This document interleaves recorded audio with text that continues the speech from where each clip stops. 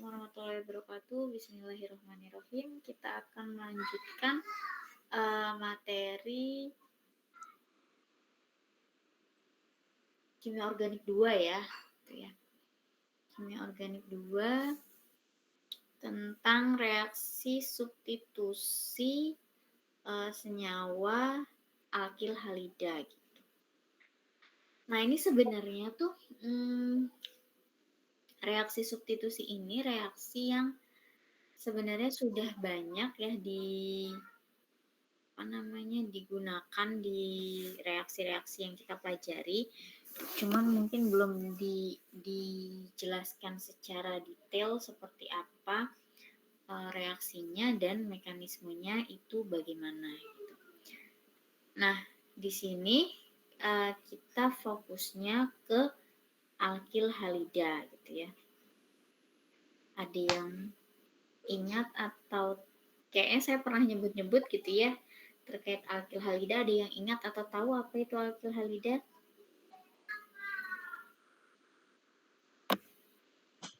Itu senyawa alkil halida itu senyawa yang seperti apa? Ada nggak Muhammad Bima di sini?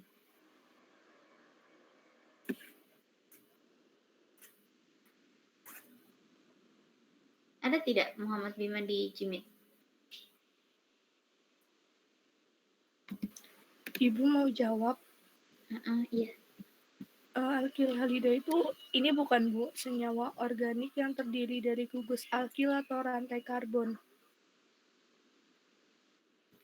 Yang terdiri dari gugus alkil dan rantai karbon ya. Oke. Terima kasih. Siapa namanya tadi yang jawab?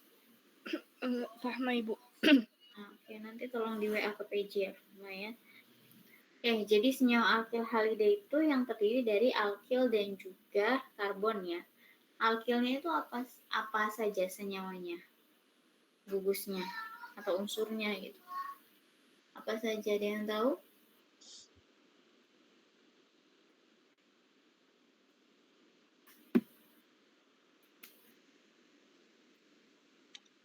Ada yang tahu senyawa alkil itu senyawa atau gugusnya apa saja sih yang termasuk disebut, oh ini gugus alkil gitu, apa aja sih? Masih ingat kah? Sepertinya cukup seringnya saya singgung-singgung gitu ya mengenai alkil halida. Ada yang masih ingat nggak? Senyawa alkilnya itu apa? Gitu. Gugus halogen ya, Bu? Gugus halogen. Oke, siapa ini yang menjawab? Diva Ratna. Diva Ratna. Gugus halogennya itu apa saja, Diva? Ada F, Cl, Br, sama I, Bu. Oke. Ya, betul ya. Jadi nanti tolong yang menjawab di WA ke PJ-nya. Senyawa alkil halida itu adalah senyawa yang sebenarnya sudah kita kenal ya. Dia itu termasuk hidrokarbon, tapi hidrokarbonnya itu dia punya salah satu gugus halogen di dalamnya. Ya. Kalau alkil itu kan saya tadi salah nanyanya. Kalau alkil itu yang senyawa hidrokarbon yang kehilangan satu atom hidrogen ya, seperti metil, etil, propil, butil, dan lain sebagainya. Kalau halida baru golongan halogen gitu ya. Jadi alkil halida itu adalah senyawa hidrokarbon ya, di mana alkil itu kita simbolkan dengan R, halidanya itu biasanya dengan X gitu ya. Senyawa X-nya ini, halidanya ini bisa berupa senyawa golongan halogen, atau kalian bisa cek di tabel periodik unsur itu golongan 7A yang terdiri dari F, Cl, Br, ataupun I gitu ya, fluorin, klorin, bromin, ataupun iodin gitu ya. Nah, reaksi-reaksi yang meliputi atau yang terjadi pada senyawa alkil halida itu tidak hanya reaksi substitusi, tetapi nanti ada juga yang namanya reaksi eliminasi gitu ya. Nah, tapi yang akan kita bahas di 2 pertemuan ini, nanti pertemuan berapa nih sekarang? 10 ya? 10 dan 11 mungkin itu masih ke reaksi substitusi gitu ya. Nah, seperti namanya gitu ya, substitusi, berarti kan kita tuh mensubstitusikan atau mengganti gitu ya. Substitusi itu kan berarti kan ngeganti ya, nuker gitu ya. Kita tuker nih suatu senyawa dengan salah satu gugus yang ada di alkil halida gitu ya. Jadi di mana substitusi itu adalah penggantian gugus atau pertukaran gugus. Nah, di sini pendahuluannya dulu ya, alkil halida itu adalah senyawa organik yang disubstitusi oleh halogen. Jadi sebenarnya alkil halida itu senyawa hidrokarbon ya, asalnya itu dari alkana, bisa juga alkena gitu ya, pokoknya hidrokarbon yang salah satu atom H-nya itu disubstitusi oleh halogen atau golongan 7A. Misal kita ambil contoh CH3 CH3. Ini kan etana berarti ya, etana. Nah, ketika kita menggambarkan CH3 CH3 kan begini.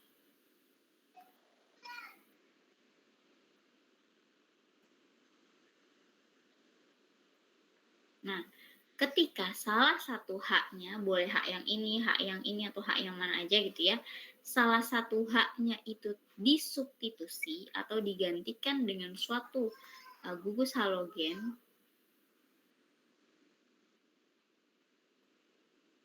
misalnya dengan Cl misalnya, maka menjadi CH3, CH2, H-nya misalnya diganti dengan Cl. Maka CH3, CH2, Cl itu adalah senyawa alkil halida. Jadi alkil halida adalah senyawa hidrokarbon yang salah satu gugus H-nya itu disubstitusi oleh gugus halogen. Gitu ya. Contohnya adalah CH3, CH2, Cl. Ya, atau nanti namanya bukan etana lagi, tapi adalah alkil halida. Berarti alkilnya di sini adalah CH3, CH2, halidanya adalah Cl. Berarti namanya adalah etil klorida gitu. Seperti itu ya.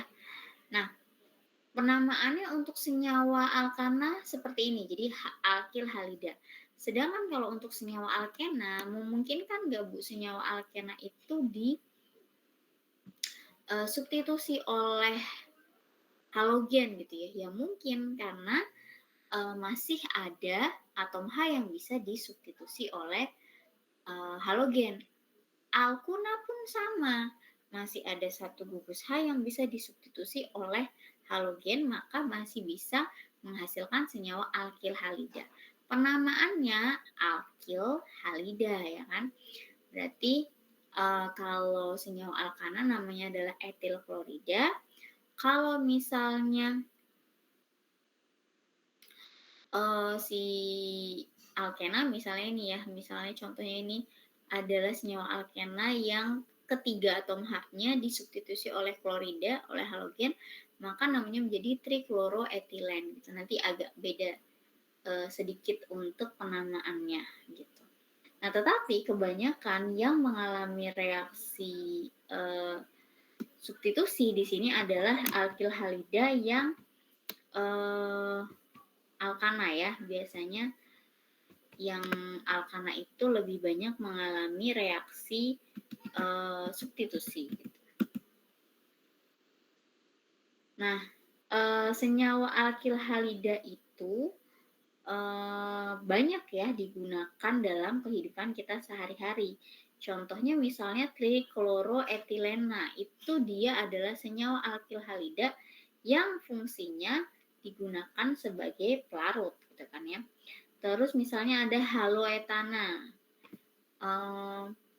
dia terdiri dari CF3, CCl, BRH gitu ya, CH, BR, Cl gitu ya. Itu buat anestesi gitu ya. Terus ada dikloro, difluorometana. buat refrigeran ini buat apa ya? Saya lupa bahasa Indonesianya apa ya. Terus ada juga senyawa bromometana gitu ya. Senyawa bromometana juga digunakan dalam sebagai fumigan. Fumigan itu zat kimia yang dia itu sifatnya beracun. Biasanya dia buat membasmi hama, tikus gitu ya. Biasanya digunakan di pertanian biasanya kalau si fumigan itu. Kalau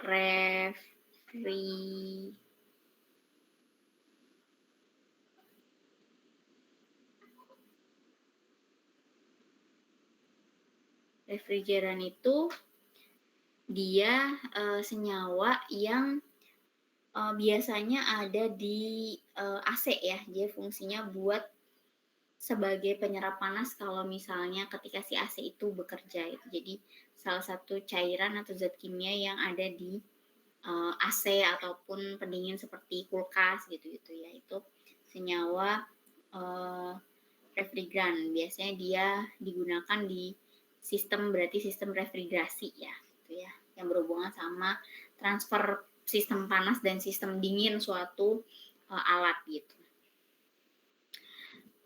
Nah, walaupun ini tuh contoh-contohnya itu dia variatif ya, tidak hanya di farmasi, tetapi yang banyak digunakan di farmasi ya trichloroetana sebagai pelarut gitu kan ya, sama buat anestesi. Gitu. Nah, kenapa sih suatu alkil halida itu kok bisa mengalami yang namanya reaksi substitusi ataupun reaksi eliminasi nantinya gitu ya. Nah, karena si alkil halida itu kan terdiri dari atom halogen ya, salah satu unsurnya ya, dan itu bisa satu atau lebih atom halogen. Nah, kita tahu bahwa atom halogen yang ada di dalam alkil halida FCl-BrI itu dia memiliki muatan parsial positif, ya kan? Artinya dia punya keelektronegatifan yang cukup besar sehingga muatannya parsial positif. Nah, muatan yang parsial positif ini ya di Br, contohnya di sini misalnya di Br, muatan parsial positif ini dia memungkinkan si alkil halidanya akan sangat mudah diserang oleh nukleofil. Nukleofil itu apa sih? Nukleofilik ya, itu adalah biasanya yang muatannya negatif ya, punya pasangan elektron bebas dan sifatnya itu basa gitu ya. Contohnya apa? Contohnya adalah OH- ya kan, muatannya negatif ya kan. Negatif ketemu yang parsial positif, dia mudah menyerang si parsial positifnya itu gitu ya. Sehingga nantinya yang muatan parsial positif atau positif parsial itu akan mudah lepas dari alkil halidanya, di mana nanti akan disubstitusi atau akan digantikan oleh si OH gitu ya. Jadi mekanisme kerja substitusi itu kenapa bisa disubstitusi? Karena yang bisa mensubstitusi alkil halida adalah suatu nukleofilik. Nukleofilik itu yang punya muatan negatif atau yang biasanya bersifat basa gitu ya. Nah, si parsial positif sama nukleofilik kalau ketemu, nukleofilik ini akan lebih mudah menyerang si BR yang parsial positif gitu ya, sehingga nanti si BR-nya ini akan lepas. Jadi nanti disubstitusi oleh si OH seperti itu. Jadi nantinya adalah suatu alkil halida yang berubah menjadi suatu alkohol gitu ya, plus BR negatif atau plus halidanya gitu, ion halidanya. Sampai sini ada pertanyaan kah? C-nya muatan parsial positif, yang halidanya itu sebagai gugus pergi yang baik gitu.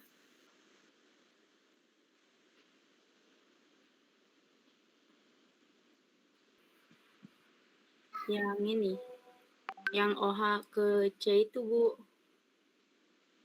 Yang OH ke Iya, yang panah ini. ini. Ini tuh maksudnya panah OH ke C gitu ya.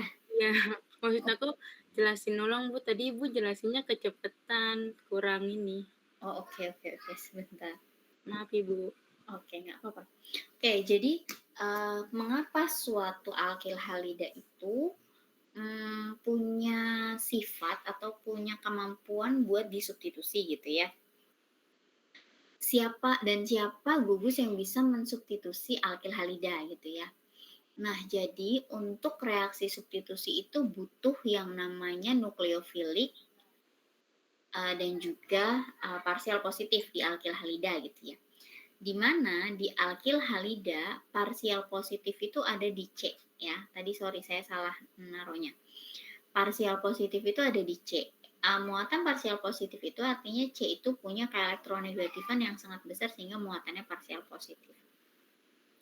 Nah, ketika ada suatu nukleofil itu adalah suatu senyawa atau ion ya yang muatannya negatif ya, punya pasangan elektron bebas gitu ya biasanya, dan sifatnya adalah basa.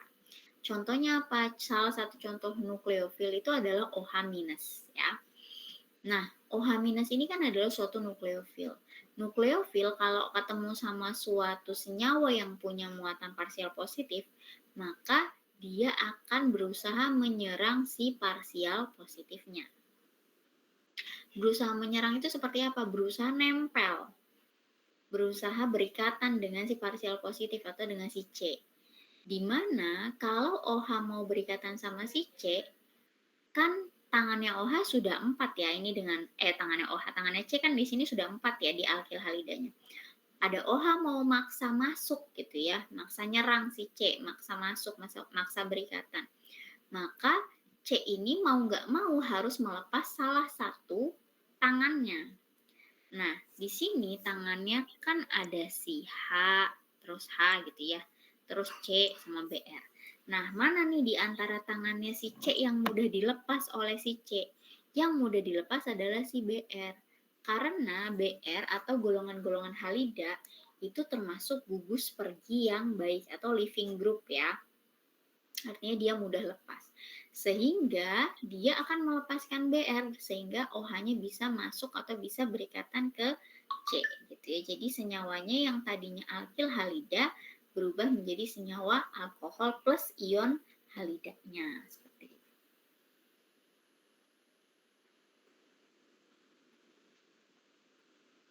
Bisa dipahamikah?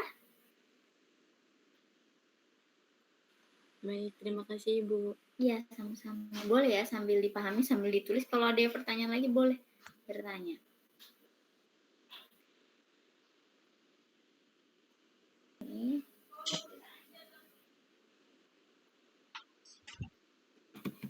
Oke. Nah, lalu contohnya reaksi ini. Kalau dalam reaksi ini, itu kan ada senyawa alkil halida ya. Cirinya adalah ada BR dan ada suatu alkana. Direaksikan dengan NaCN, Na plus sama Cn minus. Kira-kira nih, yang berperan sebagai, tadi kan reaksinya yang menyerang adalah nukleofil ya. Nukleofil yang mana? Yang Na plus atau yang Cn minus?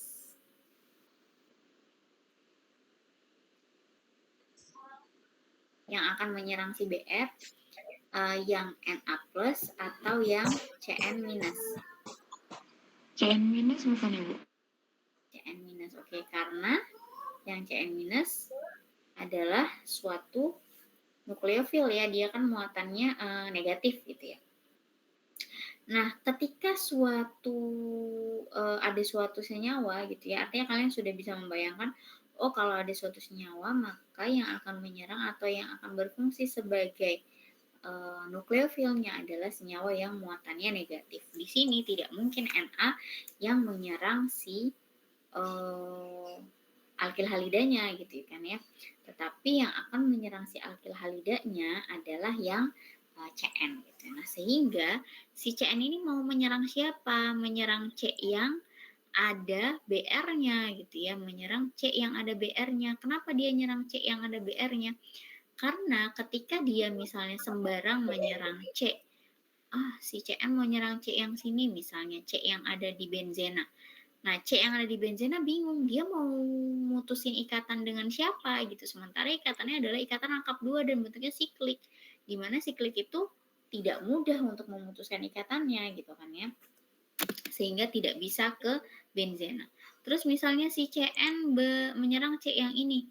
C yang ini mau mutusin siapa? Mau mutusin si H-nya gitu ya, kan tidak mungkin gitu ya. Itu juga sulit gitu. Maka yang paling memungkinkan adalah si CN ini menyerang C yang ada BR-nya. Dengan cara BR-nya lepas gitu ya. Jadi senyawanya adalah dari bromopenil etana ya menjadi 2 penil propana nitril gitu ya, karena ada senyawa si CN-nya seperti itu. Jadi konsep substitusi itu seperti itu. Senyawa nukleofilnya akan menyerang C yang mengikat halida gitu ya, sehingga nanti halidanya itu disubstitusi oleh si nukleofiliknya. Jadi intinya substitusinya antara siapa dengan siapa? Antara halida dengan nukleofil gitu.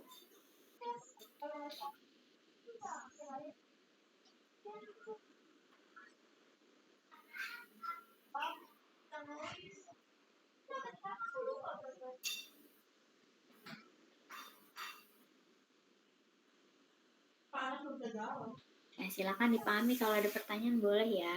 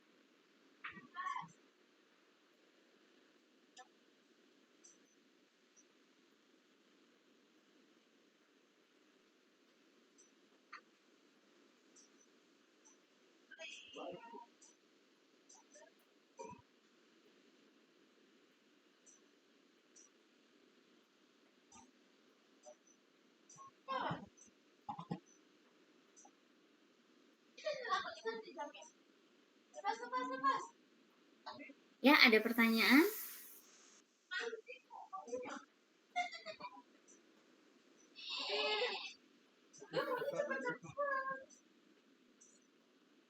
Nah,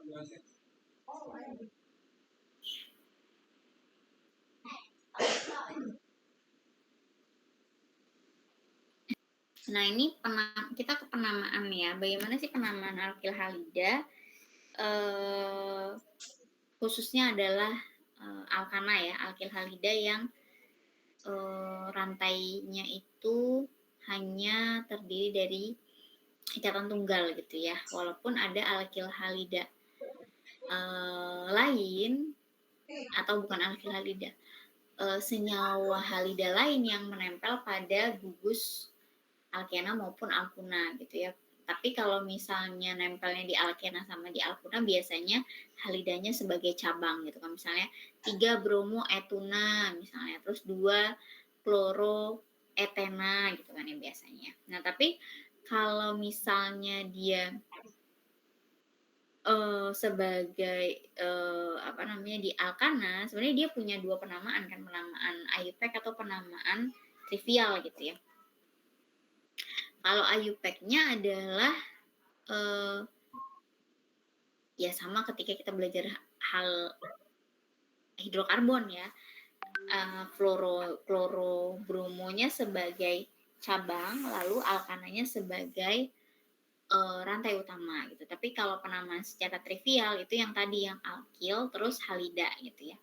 Jadi alkilnya siapa, halidanya siapa. Terus penamaannya apakah hanya boleh menggunakan salah satu? Ya tidak ya, tentu tergantung konteksnya. Kalau misalnya kita konteksnya nama yang umum, kita pakainya trivial. Tapi kalau nama yang secara internasional, kita pakainya ya nama IUPAC gitu kan ya. Dan nama IUPAC itu ya berarti kita anggap si halidanya sebagai cabangnya gitu ya.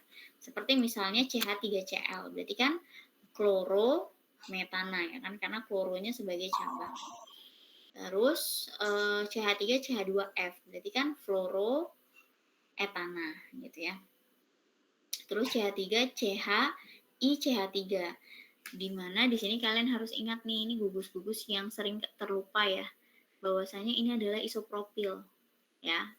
Kalau di trivialnya, kalau di IUPAC-nya propana gitu ya. Jadi 2 iodopropana. Kenapa 2? Karena nomor satunya dari sini. 1, 2, 3 gitu ya. Jadi 2 iodopropana. Terus yang ini berarti 2 bromobutana atau sekunder butil bromida gitu ya. 2 dari mana? Ya penomorannya dari sini. 1, 2, 3, 4 gitu ya. Nah, dan seterusnya gitu ya. Intinya adalah penamaannya itu mengikuti penamaan kalian mau namain apa, trivial apa IUPAC. Kalau nama IUPAC kalian pasti sudah kenal karena sudah hatam lah ya belajar hidrokarbon alkana ya kan, dimana ya cari rantai terpanjang gitu kan ya kalau alkana kan. Terus urutkan penomoran dari yang paling dekat dengan cabang gitu kan ya. Terus beri nama cabangnya, baru urutkan berdasarkan abjad dengan ditulis nomor cabangnya dulu beserta cabangnya dan diikuti dengan rantai utamanya gitu ya. Seperti misalnya contohnya ini. CH3, CH2, CH, CH2, CH2, CH3, CH3. CH, CH3, sorry. Berarti kan ini paling gampang ya. Oh, rantai utamanya ini. Kenapa? Karena paling panjang gitu kan ya. Nomorannya dari mana? Dari yang paling dekat dengan cabang. Cabangnya ada 2, CH3 sama BR. Tapi kita bisa lihat di sini penomoran dari sini lebih dekat gitu kan ya, karena nomornya BR nomor 2. Sedangkan kalau kita ambil nomor dari kiri, nanti cabang pertama nomornya nomor 3 gitu kan. Berarti kan lebih dekat dari yang kanan. Nomorannya kita tulis, berarti ada 7. 7 itu adalah heptana. Cabangnya ada di nomor 2 dan ada di nomor 5. Cabang nomor 2 adalah bromo, cabang nomor 5 adalah metil gitu kan ya. Bromo sama metil kan duluan bromo si abjadnya gitu kan ya. Berarti 2 bromo, 5 metil heptana.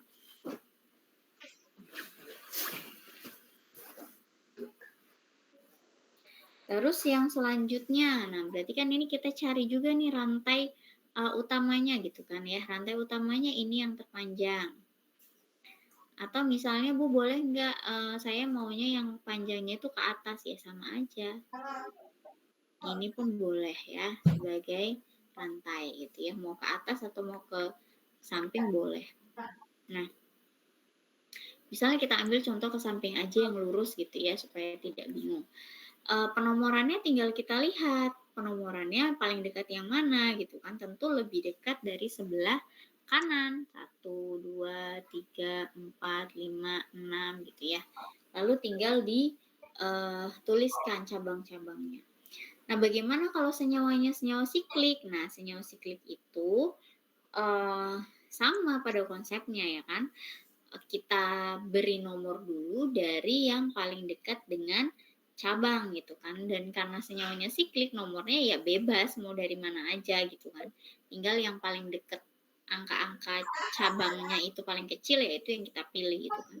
Kayak misalnya ini nomor 1 dan nomor 2. Nomor 1 dan nomor 2-nya kan kemungkinan bisa dari iodo, bisa dari etilnya gitu kan ya. Nah, tetapi di sini penomorannya itu dimulai dari yang etilnya dulu. Karena berdasarkan MR yang paling besar gitu kan ya. Jadi 1, 2, jadi etil dulu ditulis, 1 etil, 2 iodo, siklopentana. Kalau yang ini berarti dari metil 2, 3, 4, 5, 6. Jadi 4 bromo dulu ya karena abjadnya B dulu, 4 bromo, 2 kloro, 1 metil, sikloheksana seperti itu.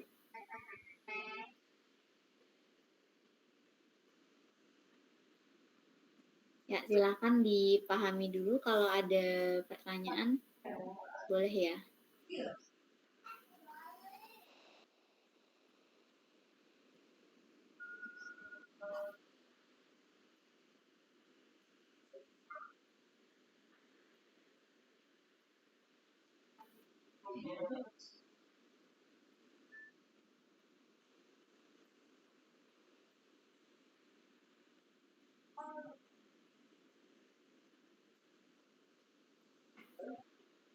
Sambil kalian mencatat atau memahami, saya ambil minum dulu sebentar ya.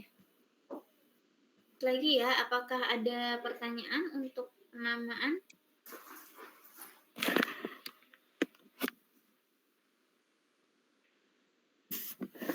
Ada pertanyaan untuk penamaan?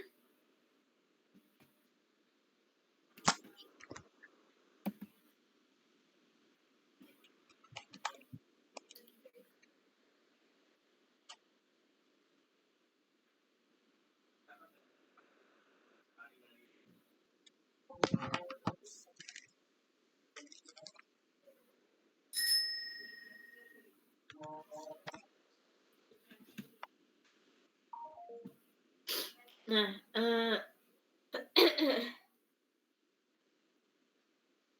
lalu si alkil halida itu ada juga penggolongannya ya. Penggolongannya itu maksudnya adalah penggolongan alkil halida primer, sekunder, sama tersier. Tunggu sebentar ya. Saya pengen bersin-bersin terus bentar. Oke, saya lanjut lagi ya. Jadi alkil halida itu punya penggolongan seperti alkohol ya. Alkil halida primer, sekunder,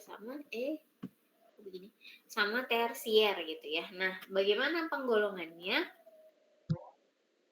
Penggolongannya itu dilihat dari jumlah gugus alkil yang terikat pada C yang mengikat halogen gitu ya. Apakah gugus yang terikat pada C itu gugus alkilnya 1, 2, atau 3 gitu ya. Kalau gugus alkilnya yang terikat langsung pada C yang mengikat BR itu hanya 1, maka namanya adalah alkil halida primer gitu. Contohnya di sini ada RCH2BR atau misalnya CH3, CH2, CH2BR gitu ya. Nah, si BR ini kan terikat pada C yang ini.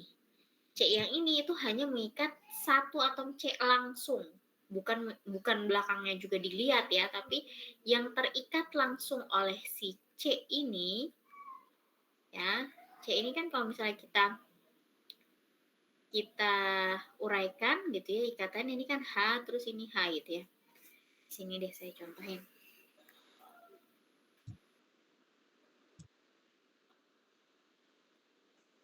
Jadi misalnya contohnya CH3, CH2, CH2BR gitu ya. Nah, kalau CH2 yang di BR ini kita spesifikkan lagi ikatannya, berarti kan gini kan, CH3, CH2, CH2BR. Nah, BR ini terikat pada C yang ini. C yang ini mengikat berapa alkil? Mengikat 1. Hanya CH2 yang terikat langsung di C kan. Sedangkan tangan C yang lainnya mengikat H, mengikat BR, mengikat H gitu kan. Maka C yang terikat langsung adalah hanya 1. Jadi jangan lihat ke belakangnya, mau berapapun banyaknya ke belakangnya, yang langsung terikat pada C ini itu cuma 1. Maka namanya adalah alkil halida primer. Tetapi kalau misalnya atom H ini diganti dengan alkil juga, misalnya diganti dengan CH3, maka berapa alkil yang terikat langsung pada C-nya? Ada berapa alkil yang terikat langsung pada C ini? 2, Ibu. Ada 2, sehingga sebutannya adalah alkil halida sekunder gitu ya. Terus kalau salah satu H-nya ini diganti juga dengan alkil, mau dia C2H5 kayak gitu ya, atau C3H7 kayak gitu kan, yang penting C gitu ya, maka dia tetap sebutannya tersier gitu ya, sebutannya hanya mengikat 1 atom C ya, yang di sini bukan mengikat 2 atom C gitu. Sehingga primer, sekunder, tersier itu ditentukan dari posisi alkil halida yang terikat pada C yang mengikat halogennya gitu.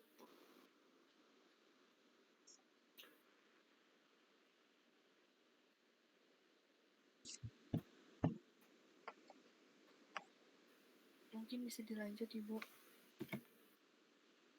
Oke, kita masuk ke reaksi alkil halida ya. Reaksi alkil halida tadi di awal saya sebutkan ada 2, ada substitusi, ada eliminasi. Sebenarnya reaksi substitusi sudah saya jelaskan juga di awal kan ya. Substitusi itu berarti ada pergantian, tukeran gitulah ya, antara si nukleofilik dengan halida yang ada di alkil halidanya gitu ya. Nukleofiliknya disimbolkan dengan Y-, karena nukleofilik itu adalah suatu gugus nukleofil yang punya pasangan elektron bebas, terus punya muatan negatif gitu kan ya.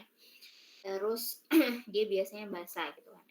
Nah, si Y ini akan mensubstitusi si X. X ini adalah FClBrI gitu ya. Y ini adalah nukleofilik ya. Terus X ini adalah halogen. Gitu. Itu namanya adalah reaksi substitusi. Nah, reaksi eliminasi itu adalah pemutusan ikatan eliminasi adalah pembentukan ikatan rangkap gitu ya. Jadi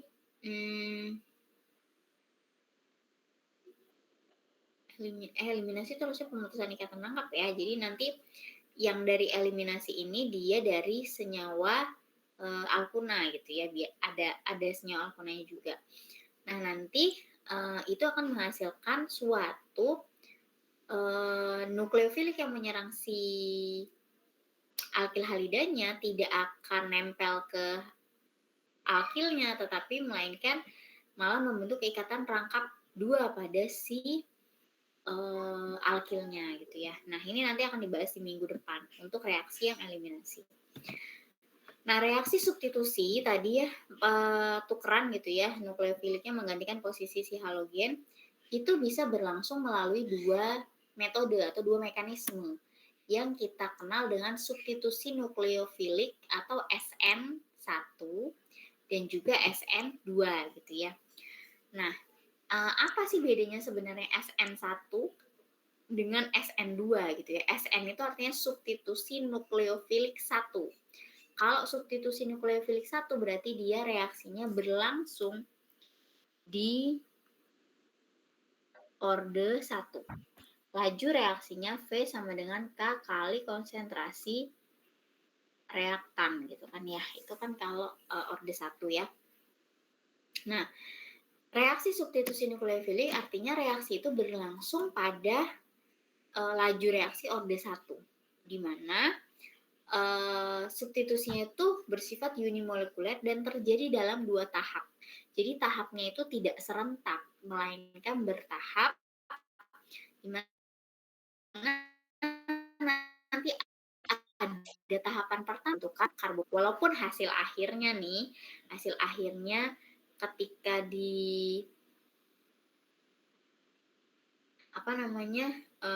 substitusi gitu ya, hasil akhirnya itu sama, tetapi SN1 sama SN2 itu perbedaannya di mekanismenya.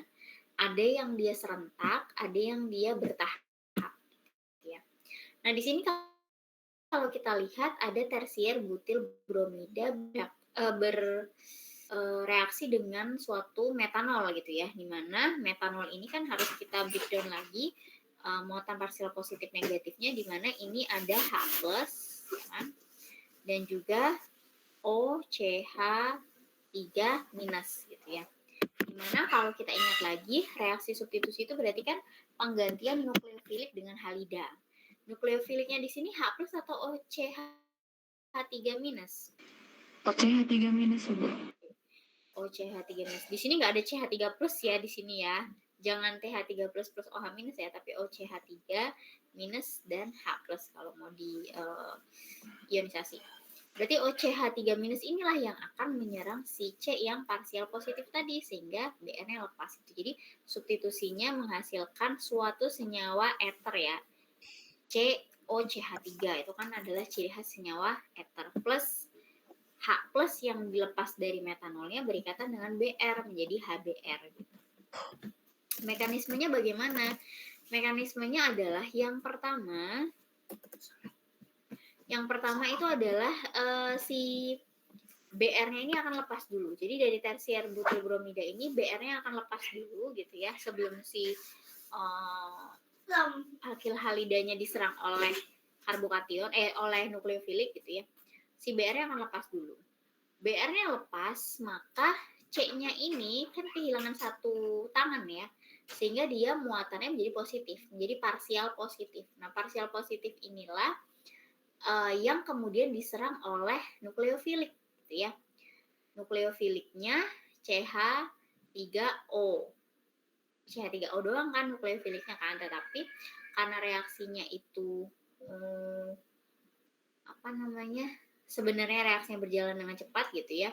Aslinya tuh ya CH3OH dulu gitu ya, tetapi dengan reaksi yang berlangsung cepat ini, CH3OH ini kan nggak mungkin berikatan di sini, akan kelebihan tangan gitu kan, sehingga H yang di CH3OH-nya akan lepas juga gitu, sehingga membentuk suatu senyawa eter di sini seperti itu. Mekanismenya dari pelepasan BR itu reaksi berjalan lambat, tapi ketika si nukleofiliknya ini menyerang karbokation, maka itu reaksi berlangsung secara cepat. Nah, kenapa di sini CH3OH H-nya perlu dilepas ya? Karena O kan tangannya cuma 2. Kalau misalnya seperti ini tangannya 3. Yang akan lepas siapa? Ya H gitu ya. Jadi aslinya yang mengikat atau yang menyerang si alkil halida ya hanya CH3O gitu. Karena H+-nya akan lepas gitu.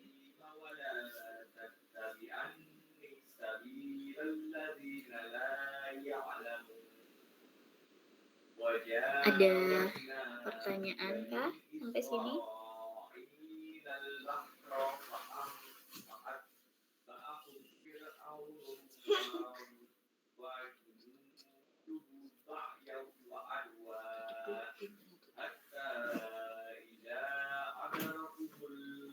Dimana di sini SN1 itu adalah reaksinya berjalan secara bertahap gitu ya, dimana ada pelepasan halogen dulu supaya si alkil halidanya membentuk suatu karbokation, baru nanti nukleofiliknya akan menyerang karbokation tersebut gitu.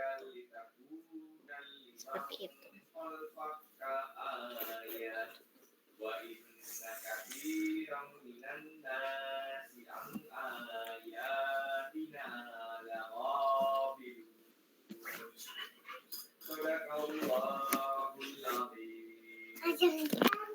Ada pertanyaan sampai sini? Mungkin bisa dilanjut, Ibu. Oke.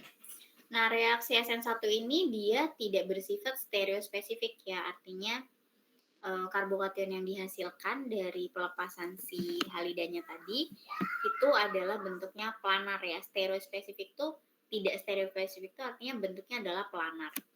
Dan terhibridisasi sp2 sehingga nantinya akan menghasilkan produk rasemat. Rasemat itu campuran ya. Jadi misalnya suatu bromobutana direaksikan dengan suatu apa nih?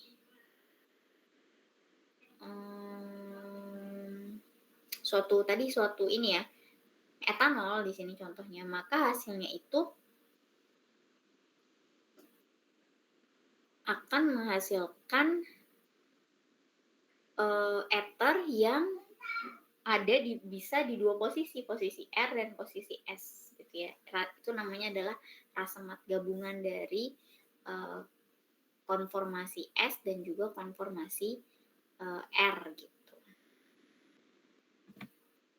Nah, terus saya lanjut nih slide terakhir ya. Habis ini kita sholat maghrib dulu. Nah, karbokation yang tadi dibentuk karena pelepasan si BR itu seringkali dia mengalami penataan ulang ya, yang nantinya bisa tujuannya adalah untuk menghasilkan ion yang lebih stabil gitu. Nah, penataan ulang ini menghasilkan suatu kation tersier yang lebih stabil. Contoh misalnya 2 bromo 3 metil butana. Bromonya ini kan akan lepas ya, sehingga karbokationnya itu kan ada di posisi C yang tadinya terikat dengan bromo gitu ya. Nah, C yang terikat dengan bromo ini, karbokationnya ini sebenarnya bisa pindah-pindah, bisa ditata ulang gitu ya. Bisa ke C yang ini atau ke C yang sebelahnya gitu ya, dimana nanti hasil yang dihasilkan dari penataan ulang itu berupa senyawa yang berbeda.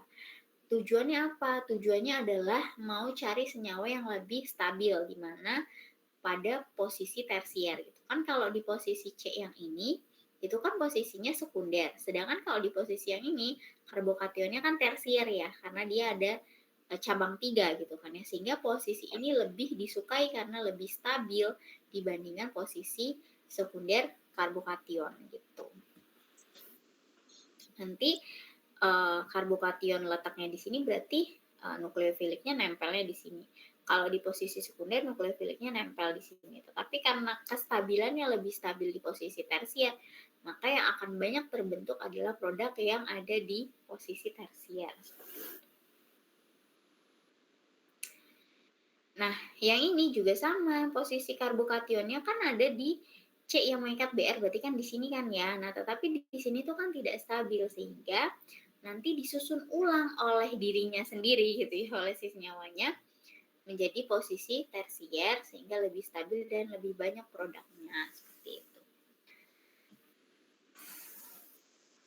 Ya, silahkan dipahami, kalau ada pertanyaan boleh ya.